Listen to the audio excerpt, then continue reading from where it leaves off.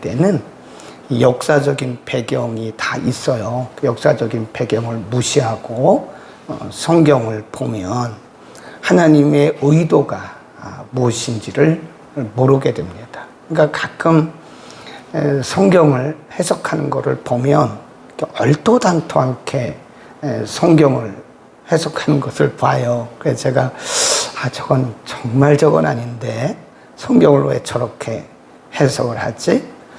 그 원인을 보면 그 성경이 기록될 당시에 역사적인 배경을 무시하기 때문에 그런 거예요. 물론 성경이라는 것은 귀에 걸면 귀걸입니다. 그리고 코에 걸면 코걸이에요. 그러니까 은혜가 된다고 해서 다 말씀은 아닙니다. 그러니까 분명한 것은 그 성경이 기록될 당시에 역사적인 배경을 알고 왜 하나님이 이런 말씀하셨는가를 우리가 알고 그 성경을 읽거나 그리고 성경을 전해야지, 그거를 우리가 사사로이 해석을 해가지고 은혜가 된다고 해서 다 그냥 버무려가지고 막 던지면 전혀 아니다 하는 생각을 해요. 그래서 우리가 성경을 볼 때는 항상 그 역사적인 백그라운드, 역사적인 배경을 먼저 공부를 한 다음에 왜 이런 말씀을 하셨지? 언제 이런 말씀을 하셨지? 누구에게 이런 말씀을 하셨지라는 것을 먼저 염두하고 성경을 풀어야 된다. 오늘 말씀은요, 오늘 말씀도 이스라엘의 역사의 한 부분을 지금 말씀하고 있는 건데, 12절에 보면 때에 저희 인수가 적어 매우 영성하다. 영성하다 그 말은 앞에 말 똑같은 거예요. 사람의 수가 적다. 요 때를 우리가 이제 아브라함, 이삭, 야곱 시대라고 그럽니다. 요 때를 족장 시대라 그럽니다. 족장 시대라고 써놓으세요. 저희 인수가 적어 매우 영성하며 그 땅에 객이 되어 이 족속에게로 저 족속에게로, 이 족속에게서 저 족속에게로, 이 나라에서 다른 민족에게로 유리하였도다. 이 말은 그 당시 이스라엘이라고 하는 민족 공동체가 형성이 안 됐어요. 실제로 이스라엘이라고 하는 국가가 형성된 거는 나중에 이제 왕이 세워질 때부터죠. 그러니까 사울 왕 때부터 우리가 이스라엘이라고 하는 나라가 형성된 거고, 그 전에는 족장, 아브라함도 족장, 이삭도 족장, 야곱도 족장, 그리고 요셉도 족장이에요. 그리고 이후에는 이제 사사, 그리고 나서 이제 왕, 그런 거잖아요. 그러니까 이때는 왕이 있던 때가 아니에요. 족장, 아브라함, 이삭, 야곱 시대를 지금 얘기하는 거예요. 그러니까 그때는 아브라함도 사실은 족장으로서 자기 가족들만 데리고 여기저기 왔다 갔다 했잖아요. 우리가 창세기 13장에 가보면 아브라함이 살고 있는 가나안, 그때는 가나안이라고 그랬어요. 가나안 땅에 기근이 있으니까 아브라함이 자기 아내를 데리고 애굽으로 갑니다. 근데 애굽 왕이 아브라함의 아내 사라가 너무 예쁘니까 그 누이인 줄 알고 사실은 아브라함이 거짓말을 했어요. 왜냐하면 자기 아내라고 그러면 자기를 죽이고 아내를 빼앗아 가니까. 그래서 사실은 아브라함이 그때 거짓말을 했습니다. 우리가 누이다, 오누이 관계다. 그러니까 애굽 왕이 그 아브라함의 아내를 들여서 이제 동침하려고 하는데 하나님이 꿈에서 말씀하신 거예요. 그거 손대지 마라. 남의 아내다. 그래서 그런 적이 있었고, 또 한 번 나중에 이삭도 그랬어요. 이삭도 아브라함이 했던 것처럼 비슷한 상황이 있었다고요. 그 얘기를 한 거예요, 지금. 그래서 이들이 가나안에 거하면서 먹을 양식이 없으니까 여기저기 다녔는데, 그럼에도 불구하고 하나님께서 그들을 철저하게 아브라함도 그랬고 야곱도 그랬고 이삭도 그랬고 하나님이 지키셨다. 그 뒤에 보세요. 사람이 13절 사람이 그들을 해하기를 용납지 아니하시고 그들의 연고로, 이 말은 아브라함이라든지 이삭을 의미합니다. 그들의 연고로 하나님께서 요랑을 꾸짖어 이르시기를 나의 기름 부음 받은 자를, 기름 부은 자를 만지지 말라, 나의 선지자를 상하지 말라 하셨다. 이 선지자, 아브라함도 선지자라 그래요, 그때는. 그러니까 족장 시대의 아브라함을 의미하는 것이다. 이삭, 야곱, 요셉을 의미하는 것이다. 그러니까 사실은 이 아브라함이나 이삭이나 야곱이 그리고 요셉이 하나의 민족 공동체를 이루기 전에 사실은 가족이죠, 가족, 부족.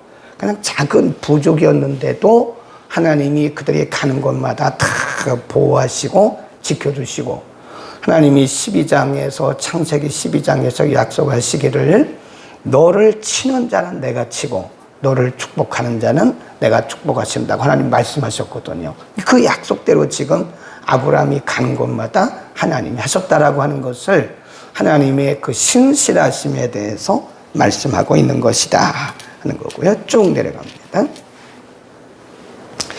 그 다음에 17절로 갑니다. 저 한 사람을 앞서, 한 사람이 누구냐? 요셉입니다. 요셉. 한 사람을 앞서 보내셨으며 요셉이, 거기 나오죠? 요셉이 종으로 팔렸도다. 그 발이 착고에 상하며 그 몸이 쇠사슬에 매었으니 곧 여호와의 말씀이 응할 때까지, 거기 줄 봅시다. 하나님의 뜻이 이루어질 때까지, 그 말입니다. 그 말씀이 저를 단련하였도다. 거기다 줄 그어놓으세요. 단련하였도다. 우리가 창세기 19장에 가보면, 39장에 가보면요, 창세기 39장에 가보면 요셉의 가정에서 일어났던 일들이 일어나요. 요셉의 가정에서. 그러니까 요셉이 자기는 사실은 그 아버지에게 굉장히 특별한 사랑을 받아요. 우리는 그거를 이제 편애라 그러죠. 이제 부모들이 자녀들을 편애하면 안 되는데 또 편애하게 되더라고요. 예. 편애하면 안 되죠. 어쨌든 아버지의 편애를 받은 요셉이 형들에게 미움을 받아요. 그러니까 형들이 요셉을 얼마나 구박하는지 몰라요. 막 때리기도 하고 굴에 던져 놓기도 하고. 그 나중에는 이 야곱의 아들들이 서로 궁리를 하는 거예요. 이게 요셉을 우리가 팔자. 그래서 나중에 요셉이 애굽의 노예로 팔려갑니다. 애굽의 종으로 팔려가요. 근데 그때는 그 무역상들이 왔다 갔다 하잖아요. 무역상들이, 애굽의 무역상들이 사막으로 왔다 갔다 하는데 그 무역상들에게 요셉을 파는 거예요. 요셉이 형들에 의해서 팔려가지고 애굽에 갑니다. 그리고 애굽에 가자마자 애굽 왕의 총무 일을 맡은 보디발의 집에 가요. 근데 거기에 또 가정에서 노예 일을 하는 거예요. 근데 거기서 또 그 보디발의 아내에게 뭘 받아요? 미혹을 받아가지고 억울한 누명을 쓰고 감옥에 들어가요. 근데 거기 또 감옥에 또 들어가요. 근데 그 감옥에서 꿈을 해몽하는 그런 과정을 통해서 41장에 가보면 13년 만에 요셉이 애굽의 총리가 됩니다. 이런 과정을 지금 설명을 하는 거예요, 이게. 거기 한번 보세요. 17절, 이건 요셉이 애굽으로 팔리는 과정을 의미하는 거고요. 18절은 감옥에 갇히는 과정을 의미하는 것이고요. 19절은 이게 41장에 요셉이 애굽의 총리가 되는 과정을 의미하는 거다. 그러니까 이게 17, 18, 19 이렇게 따로따로 떨어졌지만 이게 연수로 보면 굉장히 긴 시간을 거기에 포함하고 있는 것이다. 근데 이게요, 우리가 그냥 이렇게 역사 이야기를 해서 그렇지 이게 하나님의 섭리입니다. 하나님의 섭리의 흐름이 쭉 흘러가고 있는 거예요. 우리는 그것을 신학적으로 섭리라 그럽니다. 섭리. 하나님께서 우리 개인을 이 땅에 보내시기 전에, 우리가 태어나기 전에 하나님의 계획이 있었어요. 계획. 이 땅에 어떤 사람도 계획 없이 태어난 사람은 없습니다. 내가 어쩌다 보니까 이 세상에 태어났다. 그런 사람은 하나도 없어요. 그리고 우연히 태어난 사람도 없습니다. 우리가 이 땅에 태어나기 전에 하나님의 계획이 있었고 그 계획에 의해서 하나님이 이렇게 역사를 진행해 나가. 이걸 뭐라 그러냐? 섭리라 그럽니다. 섭리. 이해하시겠죠? 우리가 섭리란 말은 하나님의 계획이 현실적으로 이루어져 가는 과정을 섭리 그럽니다. 하나님의 섭리를 지금 설명을 하고 있는 거예요. 겉으로 볼 때는 요셉과 형제들 사이에 일어나는 일들입니다. 겉으로 볼 때는. 그런데 거기에 하나님이 개입하고 계시는 거예요. 하나님의 손길이 개입하고 계시는 거예요. 요셉이 형들에 의해서 지금 애굽에 팔립니다. 억울하죠? 굉장히 억울합니다. 어떻게 형들이 동생을 팔아요? 억울하죠? 있을 수 없는 일입니다. 그런데 거기도 하나님의 섭리가 개입되고 있는 거예요. 우리 이런 거를 잘 보셔야 됩니다. 보디발의 가정에서 요셉이 보디발의 아내에게 성적인 미혹을 받다가 자기는 잘못한 게 없는데 보디발의 아내가 누명을 씌웠어요. 그래가지고 자기 남편 보디발에게 보고를 하니까 보디발이 요셉을 왕의 신하를 가두는 감옥에다가 요셉을 가두었어요. 굉장히 억울하죠. 근데 그게 억울한 게 아니었어요. 그것도 하나님의 섭리의 개입이었어요. 요셉이 감옥에 있는데 그 왕을 섬기는 두 사람이, 오늘날로 말하면 장관이 꿈을 꿨어요. 그것도 우연이 아니에요. 요셉이 꿈을 해몽을 하는데 요셉이 꿈 해몽한 대로 그대로 되는 거예요. 그것도 우연이 아니에요. 그래서 우리는 이것을 뭐라 그러냐면 하나님의 간섭이라, 하나님의 개입하심이라 그럽니다. 그러니까 우리가 이 세상에 일어나고 있는 역사들을요, 인간적인 안목으로 바라보고 가타부터 말하면 안 돼요. 큰일 납니다. 우리는 그거를 너무 잘해요. 제가 보니까 우리 믿는 사람들이요, 너무 가벼워요. 가벼워요. 깊이가 별로 없어요. 그냥 생각난 대로 막 말해요. 이것 때문에 그래, 이것 때문에 그래. 절대 그렇지 않습니다. 어떨 때 보면 이 크리스찬들이 너무 가볍다. 말도 너무 막하고 말도 그냥 함부로 합니다. 자기 생각대로 막 해요. 그리고 자기가 결론을 내려요. 네, 어떤 사람이 문제가 있으면 이래서 그렇다고, 이래서 그렇다고. 그런 말 하면 안 된다니까요. 우리가 하나님이 아닌데 그 문제의 원인을 자꾸 이 사람에게, 욥의 친구들처럼 어떨 때 보면 너무 가벼워요. 우리 크리스찬들이, 특별히 개신교 교인들이 너무 가볍다. 어떻게 보면 가장 정확한 예수를 믿고 가장 정확한 교리를 가지고 있고 가장 정확한 믿음을 가지고 있는 사람들이 우리입니다. 우리 개신교인들이에요. 그런데 의외로 말하고 살아가는 모습들을 보면 너무 가벼운 거예요. 네, 말들도 너무 함부로 하고 행동도 너무 함부로 하고, 그래서 사람들이 볼 때 이 엄청난 우리가 가지고 있는 진리와 이 보배들을 사람들이 우리 때문에 막 이렇게 하는 거예요. 그 예수쟁이들 이렇다고, 교회 가면 다 이렇다고, 교회는 저렇다고, 예수 믿으면 저렇다고, 나는 그래서 교회 안 간다고. 이거 심거나 행동하는 거를 보면 너무 깊이가 없어요. 너무 가벼워요. 네, 우리 그런 말 하지 맙시다. 어떤 사람이 어떤 문제를 만나면 이래서 이렇다고 뭐 기도 안 해도 그런 얘기를 제발 좀 하지 말라고요. 무슨 기도 안 해서 그렇고 무슨 믿음이 없어서 그렇습니까? 네, 어떤 분들은요, 금식 만능주의에 빠진 사람이 있어요. 무슨 일만 있으면 금식하라고, 3일 금식하라고. 아, 저분은 왜 예수를 저렇게 믿냐? 아니, 그러면 모든 문제가 3일 금식하면 다 해결돼요?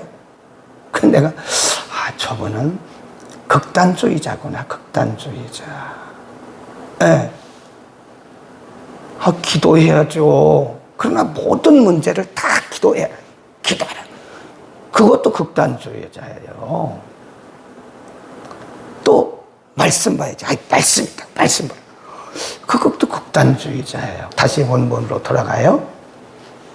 요셉이 형들에 의해서 미움을 받고 팔렸어요. 또 보디발의 가정에 가서 억울한 누명을 쓰고 감옥에 갔어요. 감옥에서 또 감옥에로 갔어요.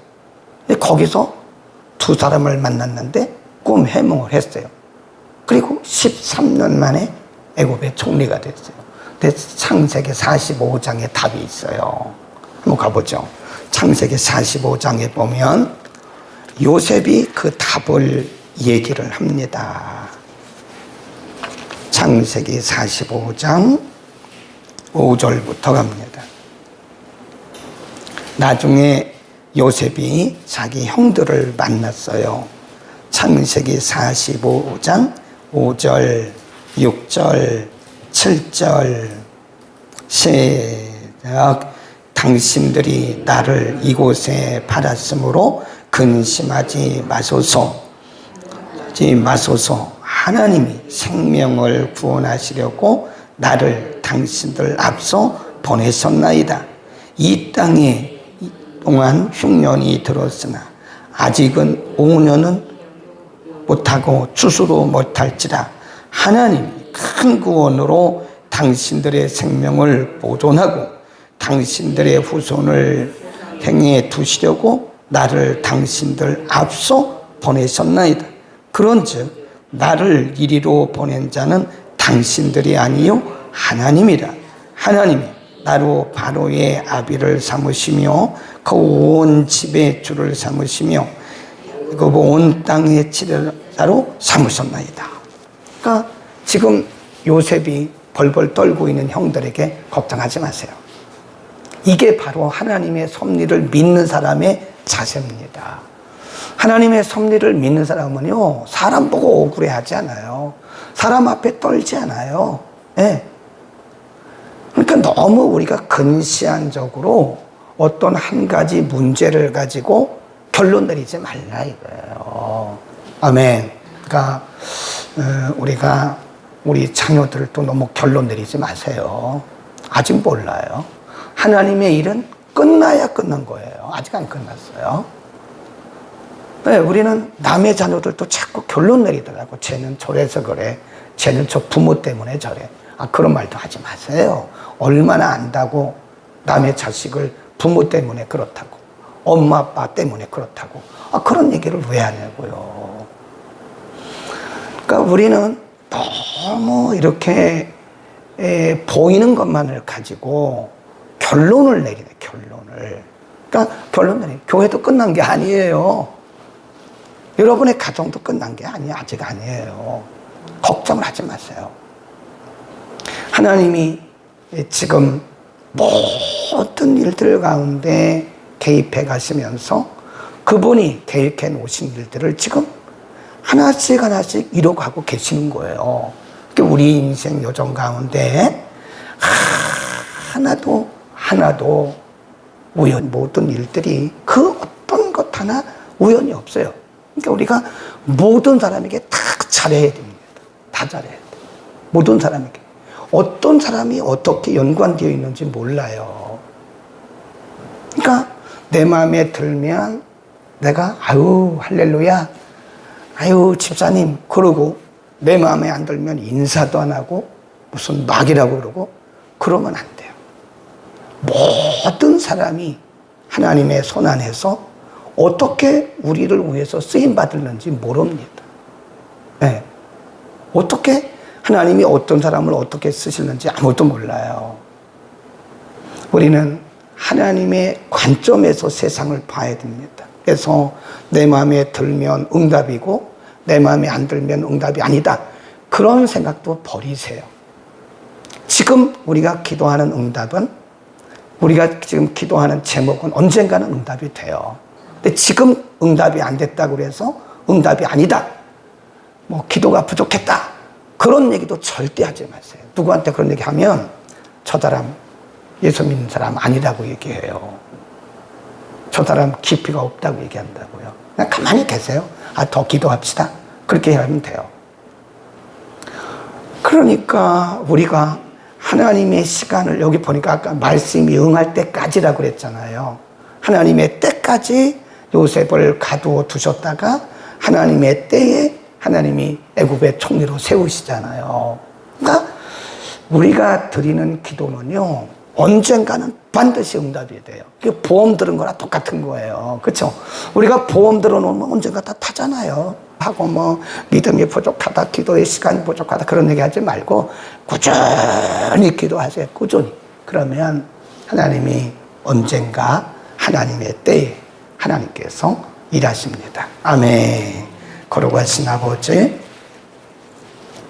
아브람과 이삭과 요셉이 살아가는 동안에 그들이 아직 나라를, 민족을 형성하기도 이전에 벌써 하나님은 이들을 향한, 이스라엘 민족을 향한 하나님의 계획이 있으셨고 그 계획대로 섭리하시는 과정을 오늘 우리에게 가르쳐 주셨습니다.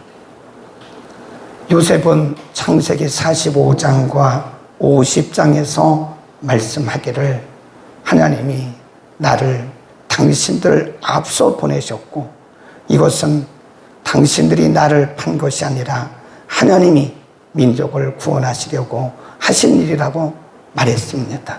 하나님, 우리는 때로 우선 당장 보이는 일들로 우리가 결론 내리는 아주 근시안적인 모습으로 살아갈 때가 많아서 불신자들에게까지도 비난의 대상이 될 때가 있습니다. 하나님을, 신실하신 하나님을, 섭리하시고 개입하시는 하나님을 온전히 우리가 신뢰하게 하소서. 하나님을 신뢰하고 끝까지 믿음으로 승리하게 하옵소서. 지금 연약한 우리 지체들을 축복하시고 믿음의 눈을 열어 하나님을 바라보게 하시고 하나님을 의지하게 하옵소서. 예수 그리스도의 이름으로 기도드립니다. 아멘.